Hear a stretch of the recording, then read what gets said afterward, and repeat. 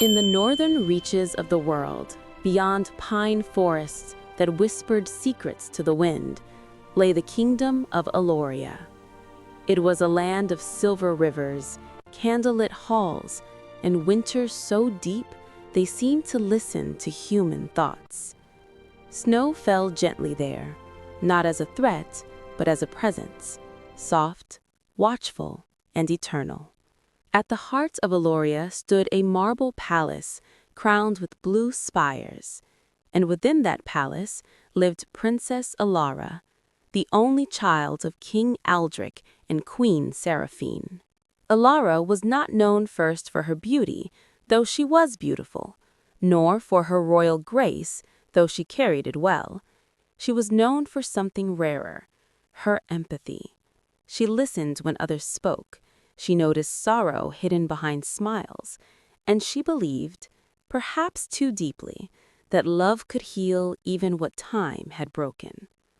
On the eve of her 18th birthday, the princess would receive a gift that would change not only her life, but the fate of the kingdom itself. The great hall glowed with torchlight and laughter. Nobles from distant valleys filled the palace, their cloaks shimmering with frost embroidery. Music echoed across the stone floors as Elara entered, her heart fluttering between excitement and unease. King Aldric rose from his throne and raised his hand. The hall fell silent. "My daughter," he said gently, "today you step closer to your destiny. This gift was given to our family generations ago. It is not merely an ornament, but a vow." From a velvet-lined box, he lifted a necklace. It was unlike any jewel Elara had ever seen. The chain appeared woven from moonlight itself, and at its center hung a crystal pendant shaped like a teardrop. Within it, faint lights moved, as if memories were alive inside.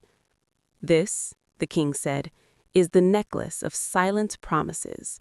It binds truth to the heart of its wearer. It reveals the costs of unspoken choices." Elara felt a chill, not from fear, but recognition. When the necklace was placed around her neck, warmth spread through her chest. For a moment, the world seemed to hold its breath. That night, as the kingdom slept, the pendant glowed softly, and Elara dreamed of snow falling upward into the sky. The dreams came every night after that. Elara saw a frozen lake beneath a black sky. She saw herself standing alone, clutching the necklace as cracks spread through the ice below her feet. She heard voices, some pleading, some accusing, all familiar.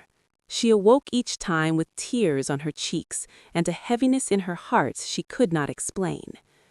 During the day, the necklace felt heavier. When courtiers spoke dishonestly, the pendant grew cold.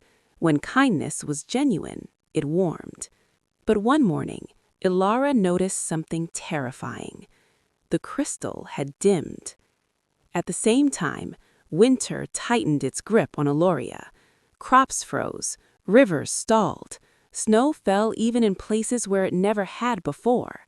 The royal advisors whispered of ancient warnings. "The necklace," one elder said, "responds to broken promises, especially those of the heart." Elara thought of her parents, of their distant silences, of decisions never discussed, and she realized the necklace was not weakening, it was waiting. In the palace archives, Elara found a sealed scroll hidden behind dust-covered tomes. Its wax seal bore her mother's crest. Inside, she learned the truth. Years ago, Queen Seraphine had been promised to another, a guardian of the northern border named Rowan Vale. But she chose the crown instead. Her promise was never spoken aloud again. The necklace, created to protect the balance between love and duty, absorbed that broken vow. Now it demanded resolution. That same night, Queen Seraphine fell ill.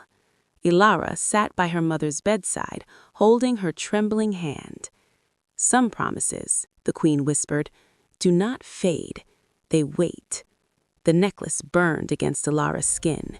She knew what she had to do. Against her father's wishes, Ilara left the palace at dawn, cloaked in white fur, guided only by an old map and her heart. She crossed frozen forests where wolves watched silently.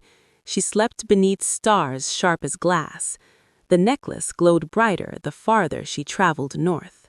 At the edge of the world, she found a solitary tower half buried in ice. Rowan Vale still lived.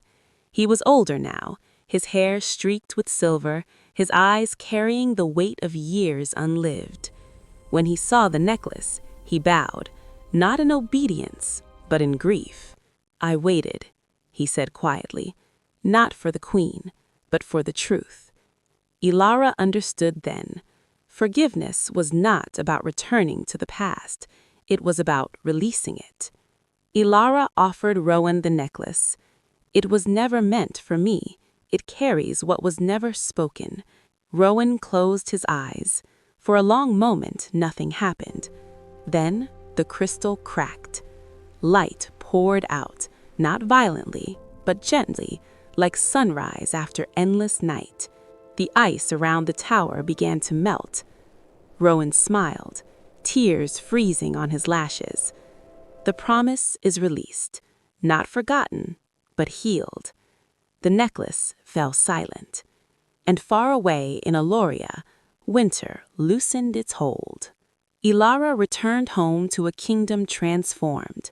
Rivers flowed again, her mother recovered, her father wept openly, for the first time Ilara had ever seen. The necklace, now clear and still, rested lightly against Ilara's heart. She chose not to rule immediately.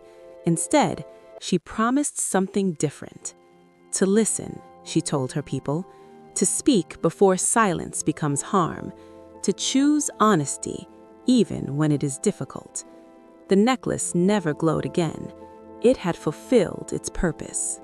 Years later, parents told their children, "Promises are not chains, they are bridges, but when left unfinished, they freeze the soul." And in the palace of Aloria, the necklace of silent promises rested in a glass case, no longer magic, but meaningful. Because the greatest magic, Ilara learned, was the courage to face what the heart avoids. True royalty is not found in crowns or jewels, but in emotional honesty, accountability, and compassion.